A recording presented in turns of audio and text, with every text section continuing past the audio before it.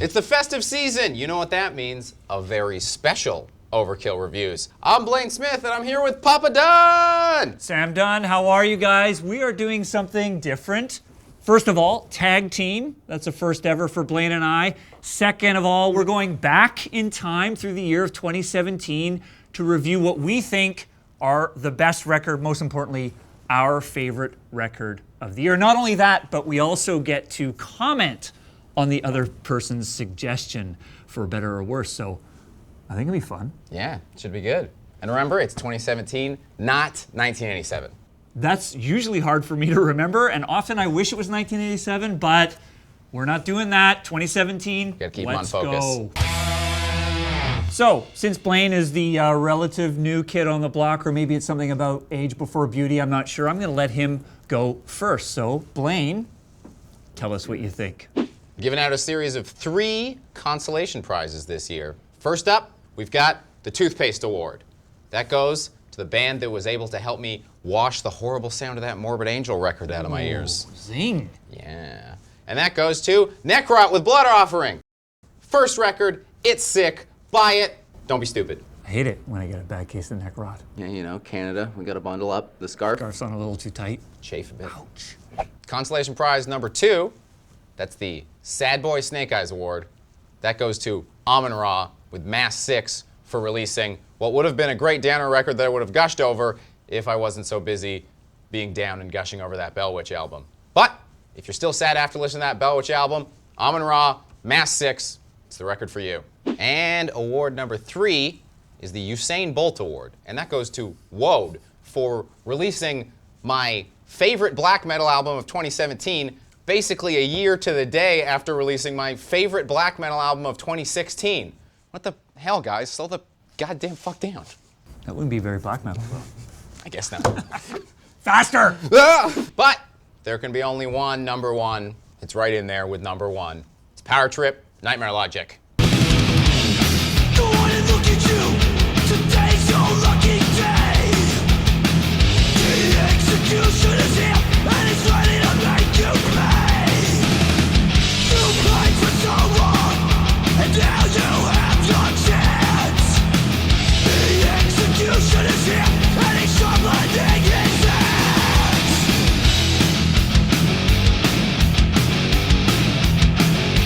Swing of the axe.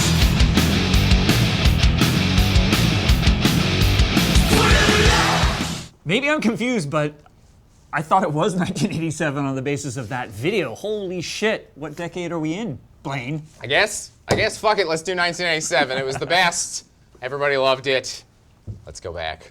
Power Trip are just a bunch of dumb kids out of Texas that want to play shows. They play with hardcore bands, they play with punk bands, they play with Cannibal Corpse, Obituary, and everybody loves them. They're that kid at school that wasn't part of any of the cliques, they were just hanging out with everybody. You can be at any show, some guy with a neon pink mohawk is like, who the hell are these guys? You know, some 45-year-old dude that hasn't liked a new band in 20 years.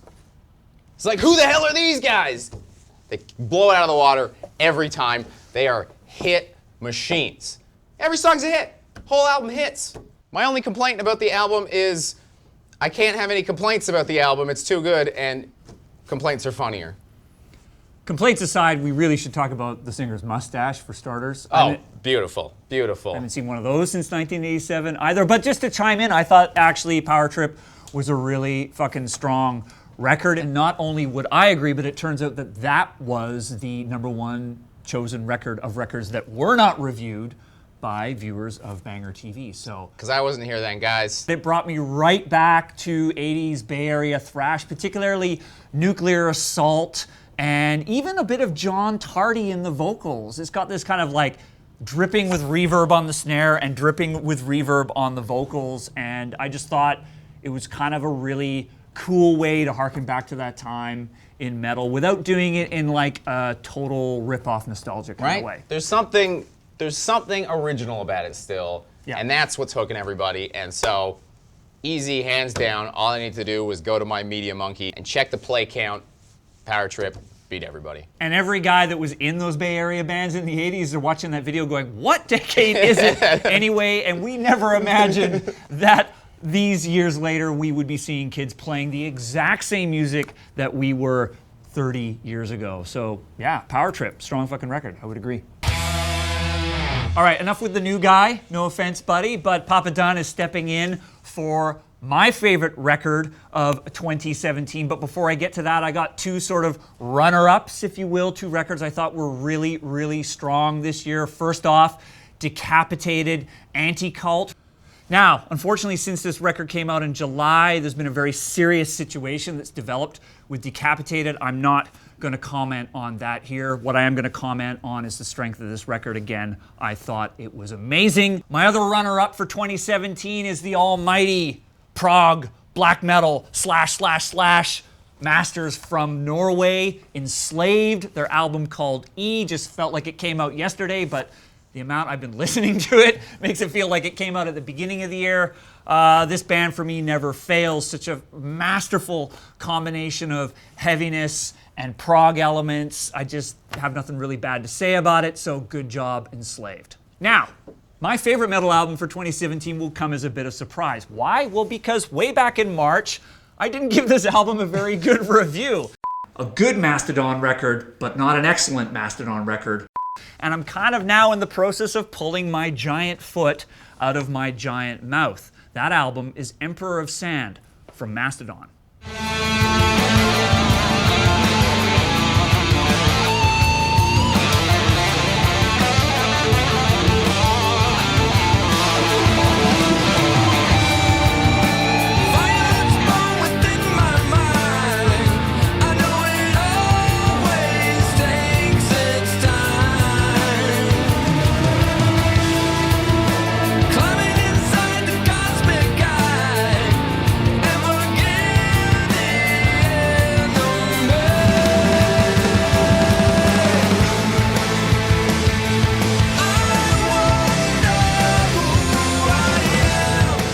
Now, what I realized as the year went on is that I tend to be hardest on the bands that I love. So I think I was a little tough love with Mastodon when this record first came out. But as the days and months passed, I realized it was actually the only record I was listening to. And, you know, it was a little less heavy than some of their earlier albums, but I learned to really dig into those big vocal moments on the album. There's so many great prog sections on the album, and they haven't fully jeopardized the heaviness that they were known for on their earlier records. But you know me, I could talk about Mastodon all day. Blayne, what'd you think?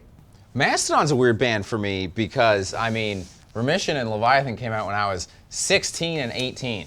So those were very big records, very big records. And so I'm of that obnoxious subcategory where I'm like, why doesn't it sound like the old records? But the thing I'll say about this record is I think this record kind of clearly more than a bunch of the ones that have come out recently do have a bunch of sections for guys like me, guys like us, maybe you identify with. I actually really like this record a lot more than the past couple ones too. I would have been pretty on board with the whole thing if it wasn't for that weird Domo Arigato Mr. Roboto part. Other than that, great record. In my original review, I guess I said that this wasn't a great Mastodon record, it was a good Mastodon record. And I guess what I'm saying now is it's not just a great Mastodon record, it's my album of the year. But despite what you think, it's not just all about Blayne and me at Overkill Reviews. We asked our other metal masters, Brad, Sarah, and Martin, to weigh in on their favorite metal albums of 2017. And so here's Mr. Popoff with his. Hi, Martin Popoff here. My pick for best metal album of 2017 is Overkill, The Grinding Wheel.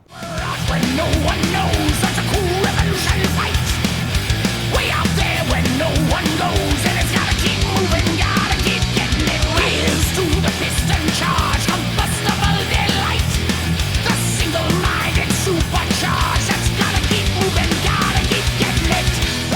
What I like about this record is that I think Overkill is one of these bands that just seems to have mastered who they are within this thrash genre. Thrash has a lot of rules to it. Overkill actually follows a lot of those rules. They have a very tight formula. first-rate production, that's for sure. I mean, everything is in its place. It just packs a punch. It's kind of in that low mid-range sort of area. Drummer Ron Lipnicki is amazing on this. He actually left the band shortly after this. And I just love the personality of Blitz. I think he's just the perfect sort of metal spokesman of all time. You know, there's a song in here called Let's All Go to Hades, which is just really funny. He's got that, you know, Blitz witchy cackle going on. I think what we're seeing here is a band that is taking thrash in a mature direction because they are maturing. It just seems to make sense, and for all these reasons, love the grinding wheel.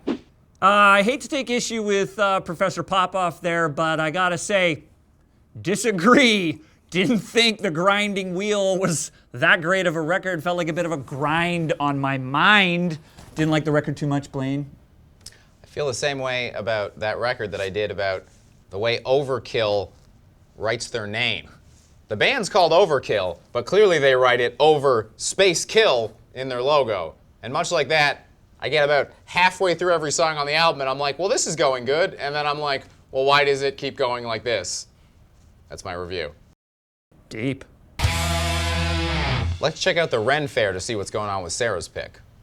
Hey everybody, I'm Sarah, and who are we kidding? I obviously was not gonna pick just one album. If you guys remember, I was introduced as the underground person, so prepare to hear about a bunch of records you might not know about. My favorite albums of 2017, Portrait. This is the fourth studio album by the Swedish heavy metal band that sounds like King Diamond. It's kick-ass traditional heavy metal. There's Satan's Hollow, self-titled. This is a Chicago band. Their vocalist sounds like Doro and is awesome traditional speed metal. There's the second studio album by Tau Cross, Pillar of Fire. This band features Away from Voivod and Rob the Miller, Baron of Amoebics. So yes, it kicks as much ass as you would think. There is Exuvia, the fourth studio album by Ruins of Beverast. This is amazing black metal. Do not miss this record. There is Far From Light by Lunar Shadow. They are a progressive power metal band with smatterings of 90s melodic death metal, and their vocals kind of sound like Uriah Heep, and it's incredible. Now, for the strangest album of 2017, this is Locust Leaves, A Subtler Kind of Light. It's kind of black metal, kind of experimental. It basically sounds like a brain aneurysm, and it's incredibly strange and amazing. Spectral Voice, Eroded Corridors of Unbeing, Death Doom, Disembowelment, so good. Of course, can't forget Canadian metal, Palmistry, Epic Doom. This is a great demo. There is Droid's Terrestrial Mutations. This band sounds like Voivod. They're from Ontario. They kill. There's Demo 2017 by Black Rat. They're a black thrash band from Calgary who just got signed to Shadow Kingdom. Congratulations, boys. And now for my number one album of 2017. It's Pagan Altars, The Room of Shadows.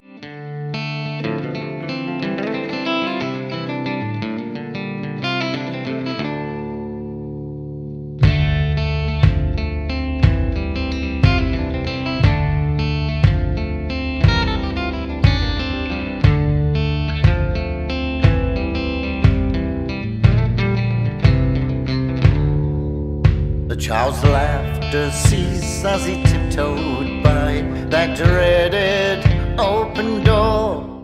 This is the fourth and final studio album from the new wave of British heavy metal / doom metal band, and it is a gorgeous end to their discography. Unfortunately, their vocalist Terry Jones passed away a couple of years ago from cancer, and he made this with his son, who is the guitarist, before he died.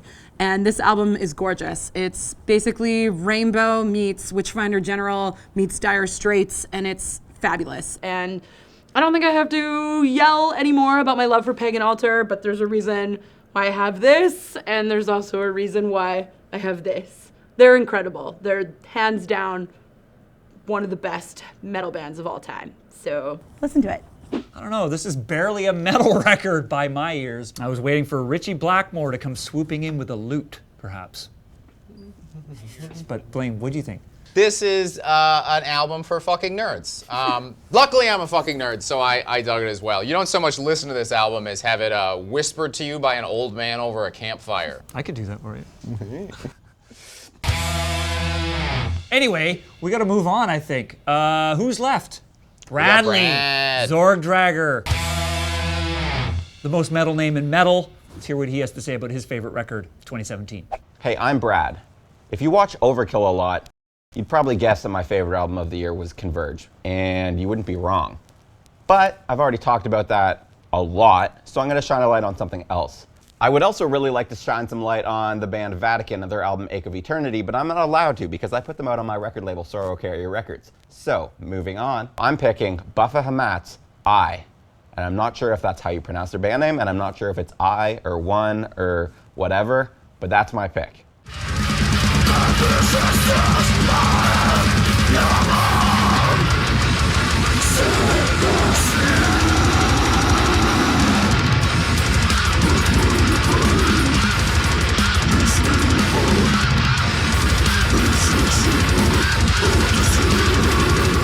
They're from Russia, which probably explains the name that I don't understand, and it also probably explains why they only have like 400 likes on Facebook.